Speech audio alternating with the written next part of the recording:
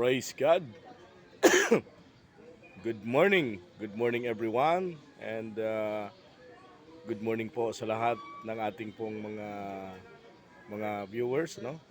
Sa mga taga-subaybay natin here and TikTok, Instagram, Reel, and sa ating pong Joel Brazal YouTube channel. No? Pagpasensyahan niyo po yung aking boses kasi medyo may mga may mga ubo, no? Kasi po ay seasonal, no? Seasonal na nagkaroon po ng mga sakit talaga. Maraming nagkakasakit, maraming nagkakasipon, ubo, lagnat. Kaya doble-doble po ang ating pong pag-iingat, no? Sa ating pong buhay, no? Siguro kailangan talaga ng kailangan talaga ng multivitamins para maging maayos ang ating resistensya, maging malakas ang ating pangangatawan. Ayan, good morning po sa lahat, maging sa ating pong mga followers, sa ating pong mga viewers, sa ating FB, sa ating Real Instagram, TikTok, at maging sa ating pong YouTube channel. I'm Pastor JB, I'm here and welcome Plaza Mall at Senior Pure Gold at Libertad, Pasay City. Mga kapatid, no, nandito po sa ating workplace na tayo po ay tuloy-tuloy yung ating pong pag-work, but thanks God kasi siguro may gitsang linggo tayong nawala at hindi tayo gawa ng ating pong video, no. So good morning and today is June 25, 2024. No, kahapon ay San Juan Day, no? Maraming basaan, ha? Hindi lang po 'yung basaan, talagang nabasa tayo ng ulan, no? Kasi po tuwing hapon ay bumubuhos po 'yung mga pag-ulan, no? Talaga pong tag-ulan, ha? Talagang kailangan natin 'yung doble ingat, no? Doble ingat sa ating pong kalusugan kasi mahirap na magkasakit, di ba? Although marami po nagkakasakit ngayon. Lalo na sa mga bata, no? Ingatan po natin na magkasakit, no? Ayan.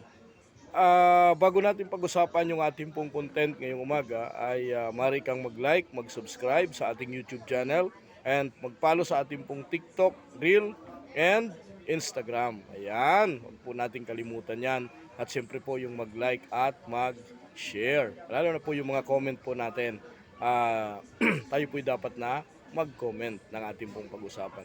So yung pag-usapan natin ngayon, alam niyo po nung nagdaang linggo ay nabalita, no?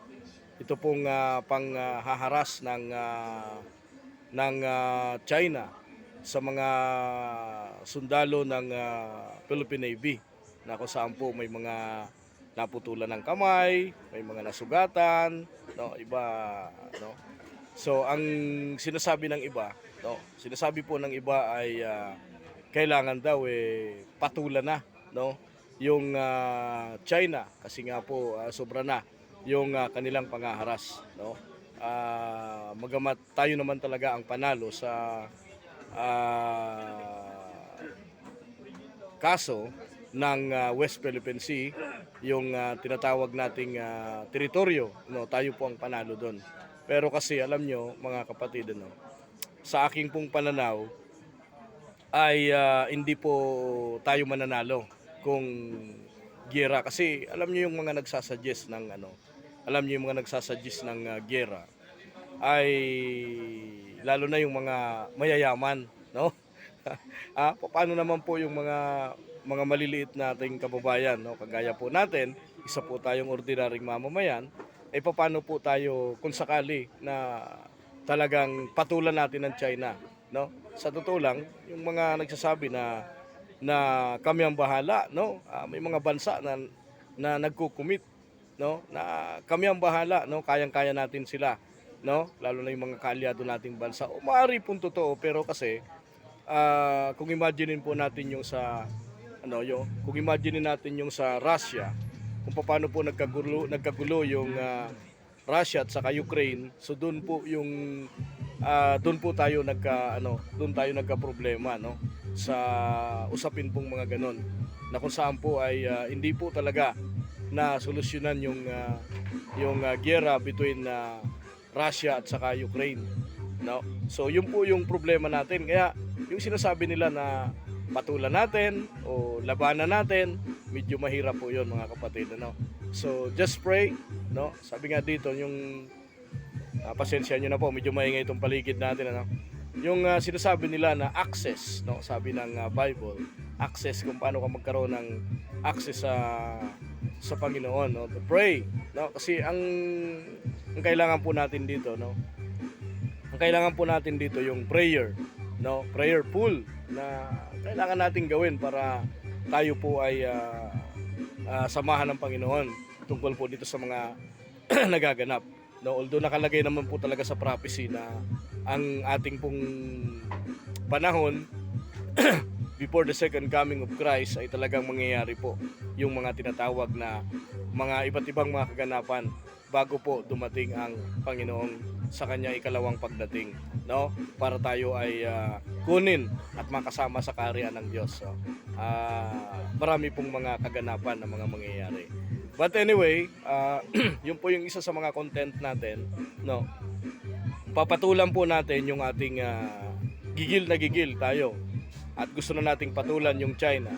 Sa totoo lang, hindi po war ang solusyon sa nangyayari ngayon, no. Ang kailangan po natin ay talagang prayer pool na magkaunawaan ng bawat bansa, kasi alam niyo po yung mga nangyayaring sigalot sa mga bansa natin, kung hindi po magkakaroon ng maigpit na panalangin ng mga tao na naniniwalang may Diyos, no, pag-usapan ay giyera, no. Madali lang pong mapasubo sa giyera, but napakahirap lusutan po ito kapag naganap na. So sabi ko nga po, ang mangyayari po dito, ang apektado yung mga ordinaryong mamamayan, yung mga maliliit na, no, na sektor na mamamayan, yun po yung apektado kapag nagkaroon po ng tunay na digmaan between China and Pilipinas, no. Kasi yung sinasabi nila natutulungan tayo, ay hindi ho natin masisiguro yun na tayo nga ba ay tutulungan. Although maraming mga kalyado tayong bansa, pero mahirap nga po ang usapin ng giyera, mga kapatid. So praise God, to God with the glory, no. Yan po ang ating topic ngayong pong umaga. Maikli lang po ang ating video, at kung nagustuhan mo, ikaw ay maring mag-comment, mag-like, mag-share sa ating pong teksto ngayon. Like nyo po ang ating TikTok, Instagram, Reel, ang ating pong Joel Brazal YouTube channel. Muli po, I'm here and welcome Plaza Mall at Senior Pure Gold at Libertad, Pasay City. Ang aking pong cellphone number is 0949-410-0259. Ulitin ko lang po, 0949-410-0259. Mari po kayo mag-text, tumawag, para po kayo magpa-reserve. I'm here and Senior Pure Gold, welcome Plaza Mall at Libertad, Pasay City, mga kapatid. Ayan, no? So thanks God, kasi talagang grabe ang gagawin ni Lord sa iyo. Grabe ang gagawin ni Lord sa buhay mo, mga kapatid. So happy birthday rin po sa mga birthday celebrant, and you have many more birthdays to come, no? Pagpalain ka ng Panginoon, at pag birthday mo, ikaw ay the more the blessing ang mapunta sa iyong buhay. So pray tayo. At huwag nating kalimutan na i-pray yung ating country, yung ating pong national government, at hindi lang national government, baging yung buong mundo. And just pray na tayo ay protektahan ng Panginoon sa mga mananakmal ng ating pong sanlibutan, mga kapatid. Just pray. Father, we thank you, Lord, this morning. Salamat po, Panginoon, sa aming po mga buhay, at kami po paano mo iningatan, sinamahan, Panginoon. Father, salamat po, at dalangin po namin, O Diyos, na kami ay magpakumbaba, dumulog sa iyo, humingi ng kapatawaran, anuman po ang aming pong mga nagawa na hindi kalugod-lugod sa iyo. Father, salamat po sa aming pong mga buhay. Ingatan mo po kami, anuman po ang aming pong ginagawa, ay samahan mo kami sa buong maghapon. Father, pray to my country, sa panguna po ng aming pong minamahal na Pangulo, Ferdinand Marcos Jr., at ang lahat po ng mga leader ng aming pong bansa, Panginoon.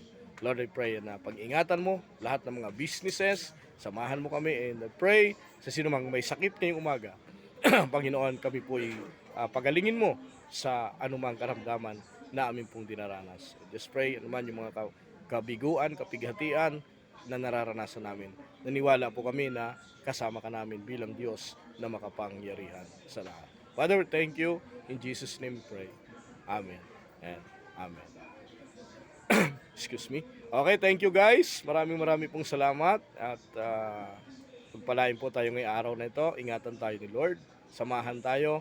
And abangan po yung mga next episode natin. Ulitin ko lang, no, patuloy po tayo mag-ingat, no, sa mga sakit, no, nadala po ng panahon, dulot po ng mga pagulan at sobrang init. Thank you po and God bless po sa atin pong lahat. Palain tayo ng Panginoon.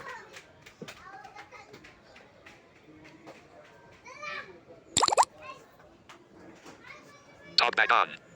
Facebook, Jomer Adierzik, your friend. Button for taking photos. Back. Button. Accessibility. Back. Tap again to stop.